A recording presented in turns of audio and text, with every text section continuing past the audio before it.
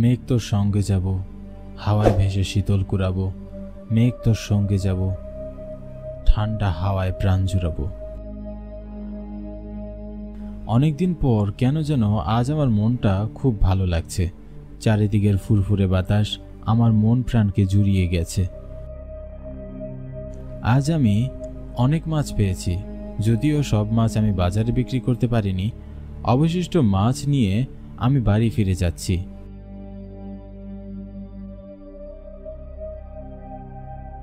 এতগুলো মাছ বিক্রি করতে বেশ রাত করে ফেলেছি। চারদিকে ঘুরি ঘুরি বৃষ্টি পড়ছে।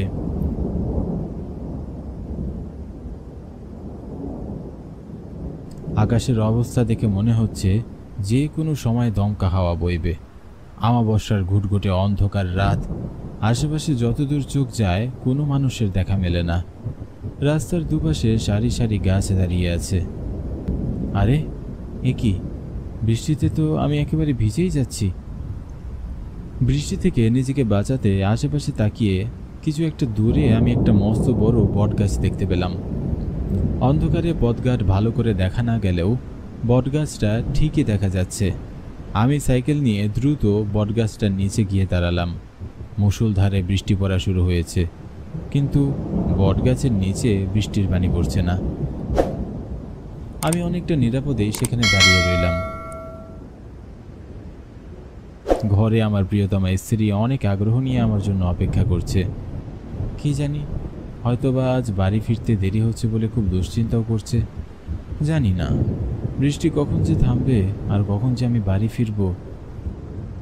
আমি বটগাছের আশেপাশের পরিবেশটা ভালো করে দেখছিলাম।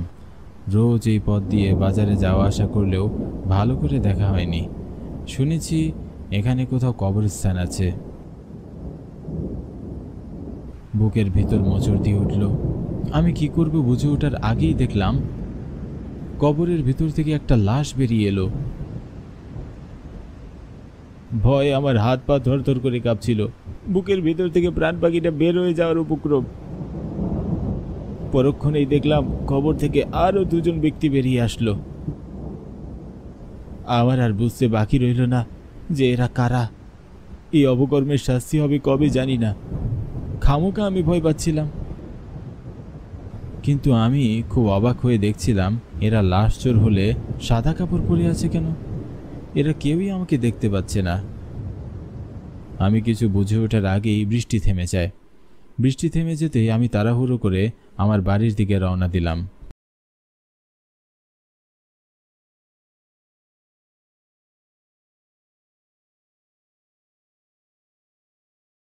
বৃষ্টি হওয়ার কারণে রাস্তাঘাটের অবস্থাটা খুব একটা ভালো নেই। আশেপাশ থেকে অনেক ব্যাঙের শব্দ আমার কানে ভেসে আসছে।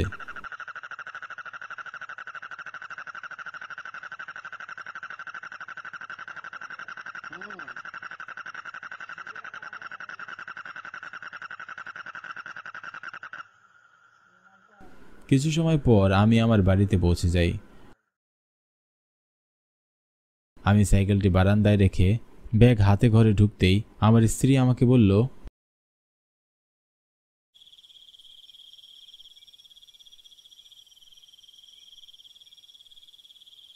আজ এত দেরি করে ফিরলে যে? আমি সেই কখন থেকে তোমার পথ চেয়ে বসে আছি। মাছ বিক্রি করতে একটু দেরি হয়ে গেল, তারপরে আবার পথে একটু বৃষ্টিতে আটকা পড়লাম। বউ, মাছের ঝুড়িতে অনেকগুলো মাছ আছে, মাছগুলো কেটে একটু ভালো করে রান্না করো তো। আমি হাত মুখ ধুয়ে তাহলে ফ্রেশ হয়ে আসছি। কি গো, ঝুড়িতে তো কোনো মাছ নেই। মাছ নেই মানে কি বলছো তুমি? ঝুড়িতে এক ঝুড়ি মাছ ছিল। আমি খুব অবাক হলাম। পরক্ষণেই আমার বটগাছের নিচে ঘটে যাওয়া ঘটনাটার কথা মনে পড়ে গেল। আমাকে চুপচাপ দেখে বউ বলল, বৃষ্টির মধ্যে রাস্তা দিয়ে এসেছো, হয়তো বা রাস্তায় মাছ পড়ে গিয়েছে, তুমি দেখতে পাওনি। তাই হবে হয়তো। আমি শিলাকে কিছু বুঝতে দিলাম না। অনেকটা স্বাভাবিক থাকার চেষ্টা করলাম। হয়তো বটগাছের পাশের ঘটনাটি সেটা জানলে সে হয়তো ভয় পেয়ে যাবে, তাই ওকে আমি আর কিছু বললাম না। আমি মাছগুলো নিয়ে বাড়ির দিকে যাচ্ছিলাম।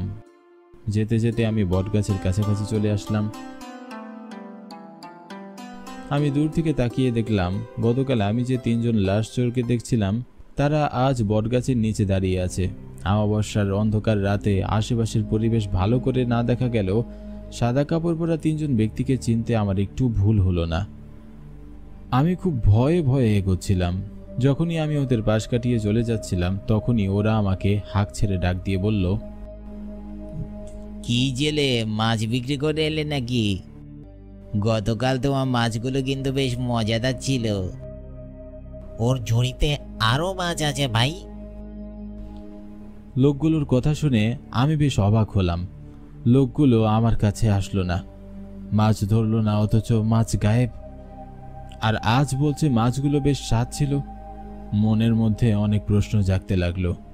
এমন সময় লোকটি আবারও বলল, শোনো, তুমি চাইলে আমরা তোমাকে এমন একটা হাটের সন্ধান দিতে পারি যেখানে গিয়ে তুমি মাছ বিক্রি করলে অনেক ভালো দাম পাবে, আর তোমার সব মাছ বিক্রি হয়ে যাবে।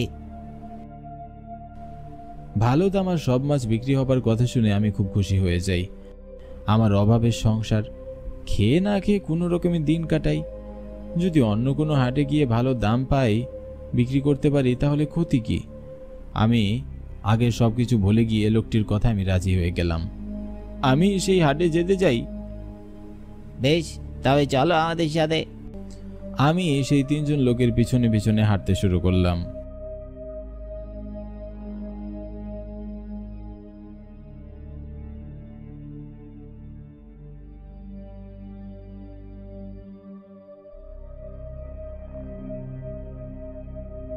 যেতে যেতে গভীর জঙ্গলে চলে যাচ্ছিলাম।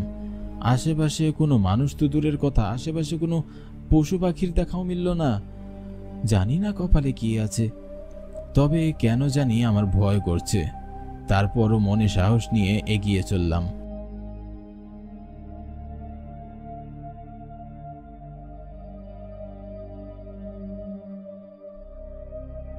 কিছুটা পথ সামনে যাবার পর আমি সেই হাটে পৌঁছে যাই।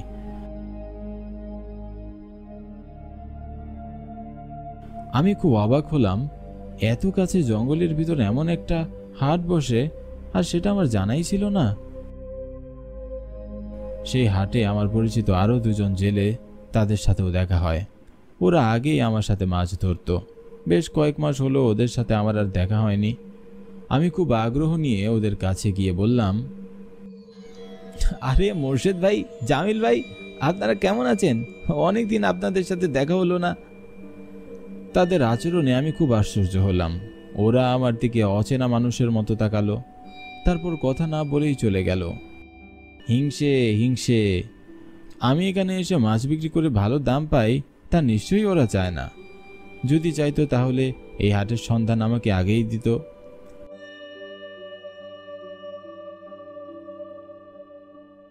কিছুক্ষণ পর সাদা কাপড় পরা এসে আমাকে 3 গুণ দাম দিয়ে মাছ নিয়ে যায়। আজ আমার খুব আনন্দ হচ্ছে, আমি খুশি ছিলাম। তারপর আমি বাড়ি ফিরে যাই। মনে মনে ভাবলাম, এখান থেকে আমি নিয়মিত এই হাটেই মাছ বিক্রি করব, তাহলে আর আমাকে অভাবে দিন কাটাতে হবে না। কি মাছ বিক্রি করতে এসেছো? হঠাৎ পিছনে ফিরে কারো কথা শুনে আমি চমকে যাই। পিছনে ঘুরে তাকিয়ে দেখলাম একজন বৃদ্ধ লোক হাতে জাল নিয়ে দাঁড়িয়ে আছে। এখানে তো একটা হাট ছিল, আজ সেই হাটটা কোথায় গেল? এখানে কোনো হাট নেই, মায়া, সবই মায়া। চলে যা এখান থেকে, আর কখনো আসবি না। কেন আসবো না কেন? আমি গরিব ছেলে, নুন আনতে আমার পান্তা ফুরিয়ে যায়। যদি এই হাটে আমি 2 পয়সা না কামাই তাহলে তো আমার ক্ষতি হয়ে যাবে। শোন, আমার হাতে এই জালটা নিয়ে যা।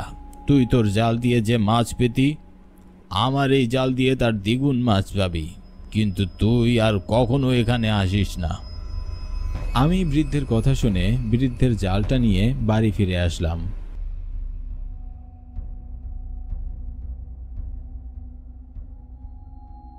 সেই বৃদ্ধ আমাকে দেখে রেগে মেগে বলল, কি হলো, তুই আবার এখানে এসেছিস? তোকে না আমি এখানে আসতে মানা করেছিলাম? মানে আপনার জাল দিয়ে আমি আগের চেয়ে বেশি মাছ ঠিকই পাচ্ছি, কিন্তু ন্যায্য দাম পাচ্ছি না, আর ক্রেতাও ঠিক মতো পাচ্ছি না। তাই আমি এখানে চলে এসেছি, যেন আমি ন্যায্য দাম পাই। বুঝেছি, তোর মধ্যেও লোভ ঢুকে গেছে, তুইও লোভে পড়ে গিয়েছিস। তোর অবস্থাও বাকি দুজনের মতোই হবে, তুই নিজের ভালো বুঝলি না। বৃদ্ধ হাসতে হাসতে আমার চোখের সামনে থেকে অদৃশ্য হয়ে যায়। আমি খুব অবাক হলাম, জলজ্যান্ত একটা মানুষ কিভাবে হাওয়ায় মিলিয়ে গেল। আমি আশেপাশে ভালো করে তাকাচ্ছিলাম। এমন সময় সেই তিনজন লোক উপর থেকে লাফিয়ে আমার সামনে পড়ে, আমাকে ঘিরে ধরল।